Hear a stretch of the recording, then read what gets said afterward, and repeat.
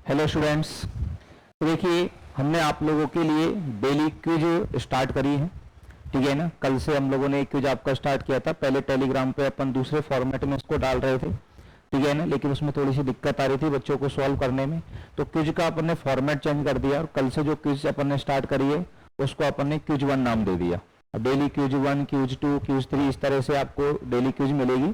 और इन क्विजेज के अंदर डेली के आपको 5 क्वेश्चन अपन लोग देंगे और ये 5 क्वेश्चन सारे टॉपिक्स में से मिक्स होंगे, कभी कोई से टॉपिक के, कभी कोई से टॉपिक के, कभी कोई से टॉपिक के। तो इन क्विज का जो उद्देश्य हमारा है वो उद्देश्य हमारा ये है कि कोई भी टॉपिक आपको भूलने ना दें। कई बार होता ये है कि अपन जब पढ़ते जाते हैं तो पीछे के टॉपिक्स को अपन लोग भूलते चले जाते हैं। तो कोई भी टॉपिक हम लोग भूले नहीं, सारे टॉपिक्स हमारे माइंड के अंदर अच्छे से रहें। तो ये एक बहुत बड़ा चैलेंज होता है आरपीएससी के बच्चों के लिए। तो उसके लिए मैंने एक रास्ता निकाला है और रास्ता ये निकाला है कि बहुत कम समय देकर के डेली के 5 क्वेश्चंस आप लोगों को टेलीग्राम पर अवेलेबल करवाएंगे अपन लोग, ठीक है ना। टेलीग्राम चैनल का जो लिंक है वो आपको डिस्क्रिप्शन में मिल जाएगा वीडियो के में, वहां जाकर के आप टेलीग्राम को ज्वाइन कर लीजिएगा। उसमें आपको पीडीएफ के फॉर्मेट में क्विज मिलेगी। जैसे आज की डेट में आपको क्विज, कल आपको क्विज 1 डाली गई थी, उसको आपने दिन भर अच्छे से सॉल्व किया, कोई सॉल्यूशन नहीं होगा, कोई कुछ नहीं होगा। अपन को ये प्रयास करना है कि उनको खुद की मदद से सॉल्व करना है, ना कोई हेल्प लेनी ना कुछ लेना, दिन भर उनके साथ लगना है अपन को। और खुद ने जितना क्वेश्चंस के साथ आप लोग संघर्ष करोगे, ठीक है ना, वो संघर्ष ही आपको आगे लेकर के जाएगा। आपने कोई चीज मिली तुरंत मदद लेकर के उसको सॉल्व कर ले तो वो चीजें लंबे समय तक आप लोगों को याद नहीं रहेंगी। उनके आंसर्स खुद से लिखो, फिर नेक्स्ट डे आप लोगों को अगली क्विज अवेलेबल करवाई जाएगी, क्विज 2, ठीक है ना। और उसके साथ में प्रीवियस क्विज का सॉल्यूशन अवेलेबल करवाया जाएगा, उसकी आंसर की आपको मिल जाएगी, उसके सॉल्यूशन मिल जाएंगे। तो आप लोग चेक करोगे कि कितने मेरे सही थे, कितने कॉन्सेप्ट मेरे सही थे, और जो कॉन्सेप्ट उन क्वेश्चनों के आप लोगों के मिसिंग है उनको अपन लोग दूर करने का प्रयास करेंगे, उनको अपन समझने का प्रयास करेंगे। तो इससे आपकी तैयारी बहुत ही बेहतरीन होती चली जाएगी, ठीक है ना। तो चलिएगा, कल की क्विज का सॉल्यूशन अपन देख लेते हैं। कल हमने क्विज 1 स्टार्ट करी थी, उसमें सबसे पहला सवाल अपना था परमुटेशन एंड कॉम्बिनेशन का सवाल, ठीक है ना, और डिक्शनरी बेस्ड क्वेश्चन था, ठीक है ना। किस तरह से एग्जाम में इनको अप्रोच करना चाहिए था, क्या तरीका इनका होना चाहिए था, वो सारी चीजें आप लोगों को यहाँ पर सीखने को मिलेंगी। सबसे पहला शब्द आप लोगों को दिया है मदर, और आप लोगों को बोला गया है कि इस मदर शब्द के अक्षरों को सभी संभव क्रमों में लिखकर जितने भी शब्द मदर शब्द के अक्षरों से बन सकते हैं उन सारे अक्षरों को हमें क्या करना है, अंग्रेजी शब्दकोश के क्रम में इनको लिखना है। और अंग्रेजी शब्दकोश के क्रम में लिखने के बाद इनका मदर शब्द का जो क्रमांक है वो हमारे पास क्या आना चाहिए ये अपन को समझना है, ठीक है ना। तो पहला क्वेश्चन अपन को दिया गया है कि मदर शब्द हमारे पास है MOTHER, और इस शब्द के अक्षरों से बनने वाले शब्दों को डिक्शनरी में अगर आप जमाओगे तो ये मदर शब्द कौन से नंबर पर आएगा। तो इस तरह के सवालों को करने की ट्रिक क्या है, आज आप इस कॉन्सेप्ट को सीखोगे और ये मेरी गारंटी है कि आज के बाद इस तरह का कोई भी सवाल आप लोगों का गलत नहीं होगा। इवन आप लोगों ने पहले परमुटेशन कॉम्बिनेशन नहीं भी पढ़ा है तो भी गलत नहीं करोगे। इन क्विजेस के माध्यम से ये कि कब आपके सारे टॉपिक्स तैयार हो जाएंगे पता भी नहीं चलेगा आप लोगों को, बशर्ते आप सीरियसली इन सारी चीजों को आप लोग अच्छे से हैंडल करते हैं, अच्छे से सारी चीजों को समझते हैं, ठीक है ना। तो सबसे पहले तो इनका वरीयता क्रम दो कि इंग्लिश अल्फाबेट में सबसे पहले कौन आता है, सबसे पहले आता है ई, ठीक है ना। इसके बाद कौन आता है एच, नंबर 2 पे एच, नंबर 3 पे कौन आएगा, नंबर 2 पे आएगा, नंबर 3 पे आएगा एम, नंबर 4 पे आ जाएगा ओ, ओ के बाद आ जाएगा आर, और नंबर 6 पे आ जाएगा टी। ये हमारे पास हमने इनका क्रम दे दिया। अब आपको करना क्या है, देखो आंसर निकालना है कि इसकी कोटि, इसकी रैंक आप लोगों को निकालनी है। तो रैंक निकालने की जो ट्रिक है, ठीक है ना, इसका जो कॉन्सेप्ट है वो आप लोग क्या समझ जाएंगे। सबसे पहले हमारे पास आ रहा है 3। अब देखो 3 के इधर 3 से छोटे नंबर कितने हैं, 3 से छोटे नंबर कितने हैं, 2 और 1 2 ही है। सबसे पहले ये लिख दिया। अब इस एम शब्द के इधर कितने लेटर हैं, 3 और 2 5, जितने लेटर हैं उतने के फैक्टोरियल से गुणा कर देंगे। बात समझ में आई, क्या चीज देखनी है, इसका क्रमांक 3 है तो 3 से छोटे नंबर इधर कितने हैं 2, और एम के इधर कितने अक्षर हैं 5, तो 5 का फैक्टोरियल। फिर क्या करना है प्लस। अब अगला लेटर कौन है, अगला डिजिट कौन है 4। अब 4 से छोटे इधर कितने हैं वही 2, तो 2 लिख दिया। इनटू में इस ओ के बाद में इधर कितने अक्षर हैं? 4, तो इनटू में आएगा 4 का फैक्टोरियल। इनटू में क्या आएगा? 4 का फैक्टोरियल। फिर हमारे पास 6 है, 6 से छोटे इधर कितने हैं? 3। अब 6 से छोटे 3 है, इधर टी आ गया, तो टी से इधर कितने लेटर हैं? 3, तो इनटू में आएगा 3 का फैक्टोरियल। फिर हमारे पास 2, 2 से छोटे इधर कितने हैं? 1, ठीक है, 2 से छोटे इधर 1 है, और इधर कितने लेटर बचे? अब 2, तो इनटू में 2 का फैक्टोरियल। अब इधर 1 से छोटा कोई है ही नहीं, 5 से छोटा इधर कोई है ही नहीं, तो आगे अपन को करने की आवश्यकता नहीं है, 0 0 हो जाएंगे, ठीक है ना। इतना करने के बाद लास्ट में अपन को 1 जोड़ना है। इतना करने के बाद लास्ट में अपने को क्या जोड़ना है? 1 जोड़ना है। तो ये आंसर आपके पास कितना आ जाएगा? 5 फैक्टोरियल 120 इंटू 2 करेंगे तो 240। 4 फैक्टोरियल का मान 24 इंटू 2 करोगे 48।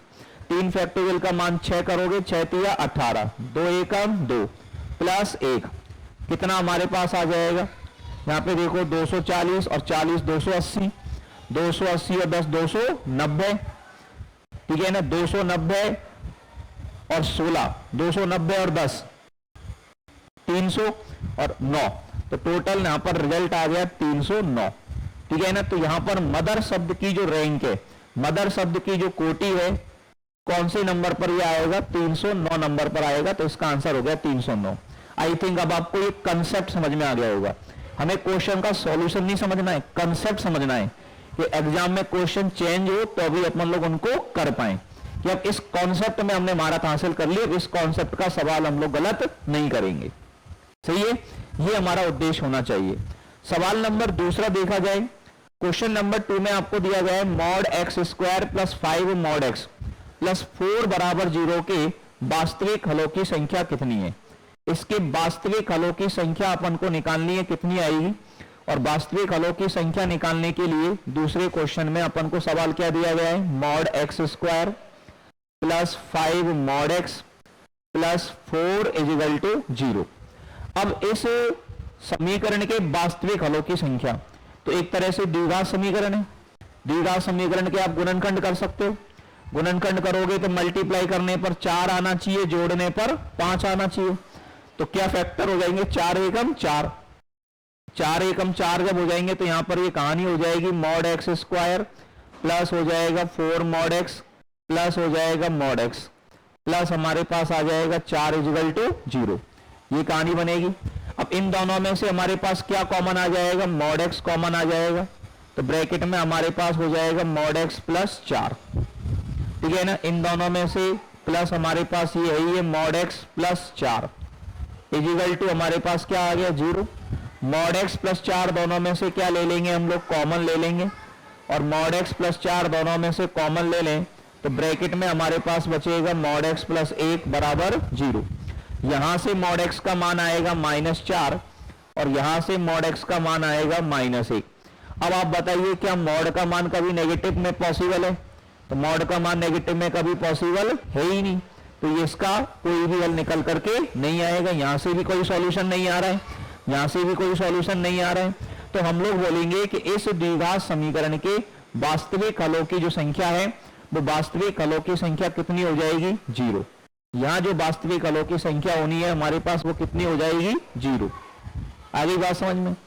नंबर 3 क्वेश्चन यहां पर जो है इसको जरा ध्यान से देखा जाए, इसको जरा ध्यान से हम लोग यहां पर समझने की कोशिश करेंगे कि नंबर 3 क्वेश्चन जो है ये हम लोगों से क्या कहना चाह रहा है, ठीक है ना। इसको थोड़ा सा केयरफुली अपन पढ़े। यहां पर इसका कंसेप्ट और रोल प्रमेय का अंतराल आपको दे रखा है 0 से लेकर 1 तक। अंतराल कहां से कहां तक का दिया है? 0 से 1 तक। रोल प्रमेय के प्रतिबंधों को संतुष्ट कौन कर रहा है इन चारों ऑप्शनों में से, ये अपन को देखना है। रोल प्रमेय के 3 प्रतिबंध होते हैं। पहला प्रतिबंध कि इस अंतराल में क्या होना चाहिए? संतत। संतत मतलब फलन का ग्राफ लगातार होना चाहिए, फलन के ग्राफ में कहीं भी कोई ब्रेक नहीं होना चाहिए। दूसरा होता है कि इस ब्रैकेट को ओपन इंटरवल कर दो, मतलब उसमें 0 और 1 शामिल नहीं होंगे। तो इस ओपन इंटरवल में वो क्या होना चाहिए? अवकलनीय होना चाहिए। ठीक है। और तीसरा होता है कि एफ ए, मतलब ये ए से बी है तो बंद अंतराल में संतत, खुले अंतराल में अवकलनीय, और एफ ए बराबर एफ बी, मतलब एफ 0 पर और एफ 1 पर मान समान होना चाहिए।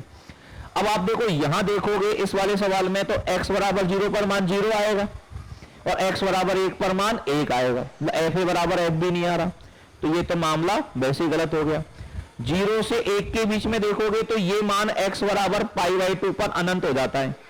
x बराबर 1/2 अगर आप लगाएंगे इसमें तो x बराबर 1/2 पर tan π/2 बनेगा, tan π/2 का मतलब अनंत हो जाएगा।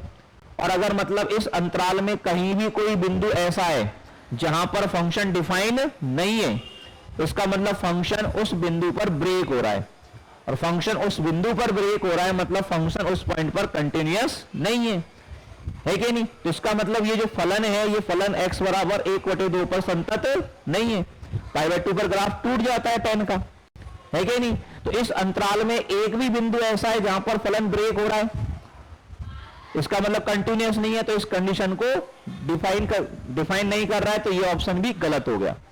यहां पर अपन बात करें, देखो ये रैखिक फलन है, दोनों संतत है। 0 से 1/2 तक y बराबर x की लाइन बनेगी, फिर 1/2 से 1 तक 1 - x की लाइन बनेगी, फलन लगातार ग्राफ आएगा। अब इसमें जो चांसेज होते हैं, 0 पर मान कितना आएगा 0, और 1/2 पर निकालोगे इसमें x का मान 1/2 लगाओगे तो 1/2 आएगा, वो 1 पर कितना आएगा 0, 0 और 1 पे देखना है, 0 लगाएंगे 0 और 1 इसमें लगेगा तो 1 पे भी 0, तो एफ ए बराबर एफ बी है, संतत होगा। संतत में इसके डिसकंटिन्यूअस होने के चांस बनते हैं जहां पर फंक्शन की डेफिनेशन चेंज हो रही है। कहां पर डेफिनेशन चेंज हो रही है 1/2 पर, क्योंकि 1/2 तक फंक्शन अलग है, 1/2 के बाद में फंक्शन अलग है। 1/2 पर मान यहां से आ रहा है 1/2 और 1/2 पर यहां से भी 1/2 आ रहा है, इसका मतलब 1/2 पर भी कंटिन्यूअस हो गया, तो फंक्शन कंटिन्यूअस तो है। अब इसकी अवकलनीयता अगर चेक करनी है तो अवकलनीयता चेक करने के लिए आप इसका अवकलन कर लो। क्या कर लो? इसका अवकलन।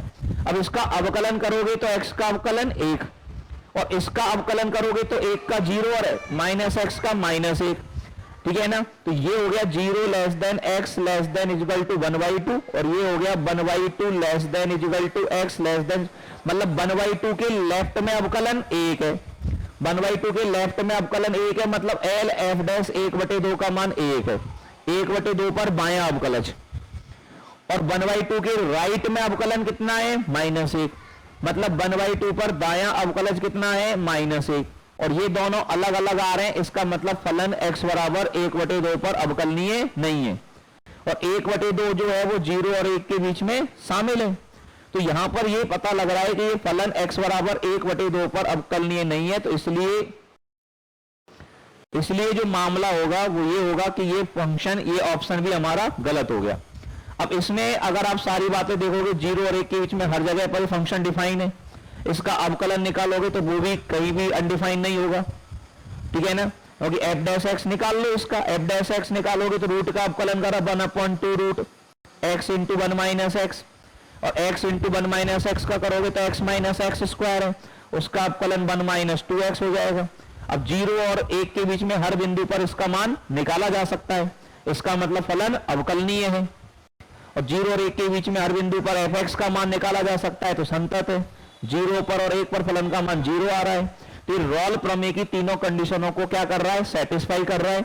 तो इस क्वेश्चन का आंसर हमारे पास जो हो जाएगा, इस क्वेश्चन का आंसर हो जाएगा ऑप्शन ए। समझ में आ गई बात सब लोगों को? Is that clear? इसके बाद चलें, जो क्वेश्चन नंबर 4 अपन ने दिया था, क्वेश्चन नंबर 4 में हमसे कहा गया कि देखो सारणिक का बहुत प्यारा कंसेप्ट है कि ये एक सर्व समीका दी गई है। क्या दी गई है? सर्व समीका। सर्व समीका का मतलब होता है जिसे वेरिएबल का हर मान सेटिस्फाई करे, जिसे चर राशि का हर मान क्या करे? संतुष्ट करे, उसे क्या कहते हैं अपन? सर्व समीका कहते हैं, ठीक है ना।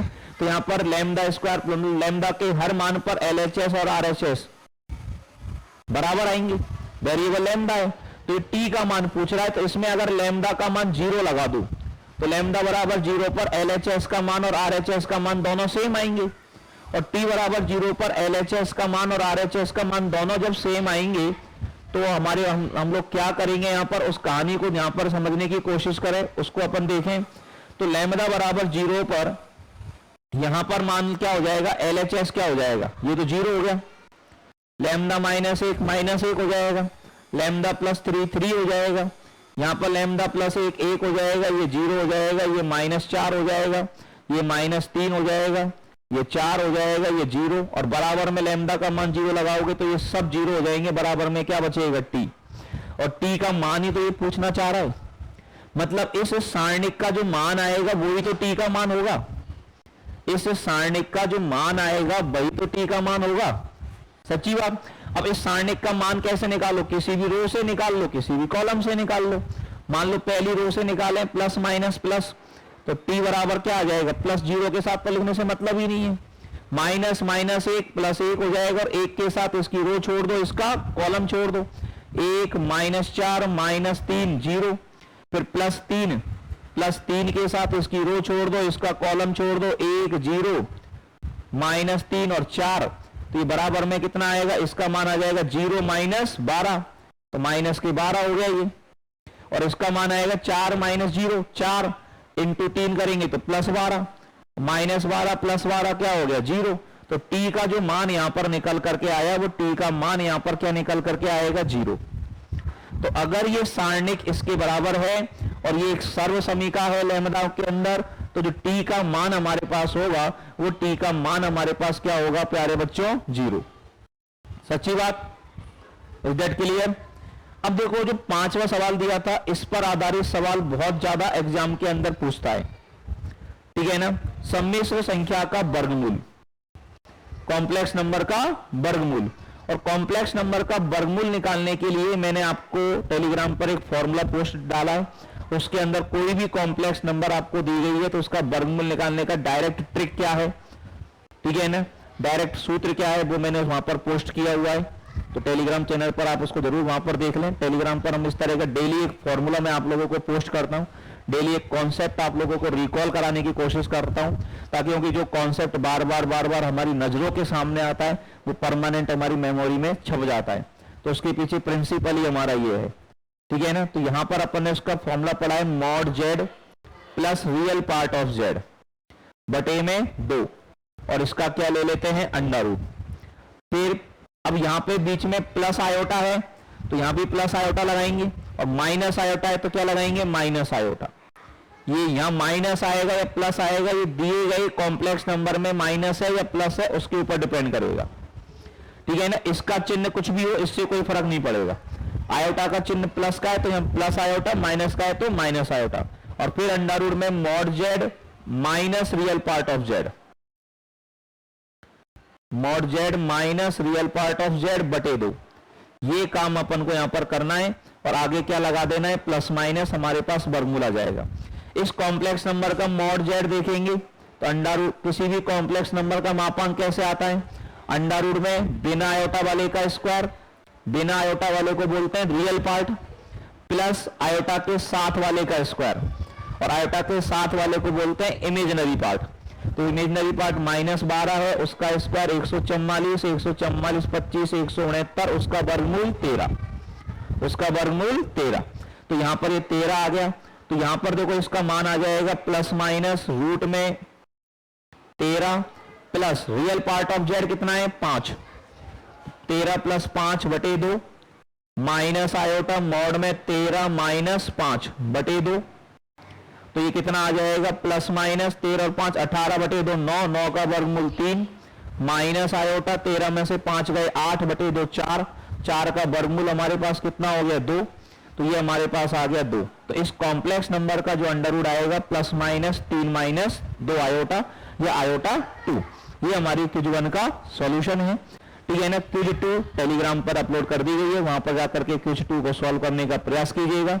उसके सॉल्यूशंस आपको नेक्स्ट वीडियो के अंदर आपको अवेलेबल करवाएंगे, ठीक है।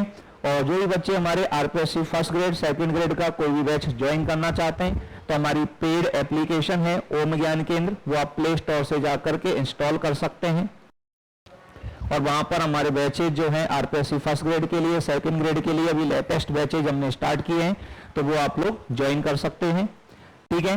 और टेलीग्राम चैनल ज्वाइन करने के लिए टेलीग्राम पर सर्च कर सकते हैं @mathsbyहेमेंद्र सर, जहां पर आपको daily quiz, daily formula, short notes वगैरह वगैरह काफी जो कंटेंट है वो आपको हमारे इस टेलीग्राम चैनल पर अवेलेबल करवा रहे हैं। तो टेलीग्राम पर आप लोग सर्च कर लीजिएगा @mathsbyहेमेंद्र सर और उस चैनल को ज्वाइन कर लीजिएगा। डिटेल जानकारी लिए कोई भी जानकारी चाहिए तो आप मेरे मोबाइल नंबर 8829823301 पर आप हमारे साथ कांटेक्ट कर सकते हैं। धन्यवाद। Thank you very much.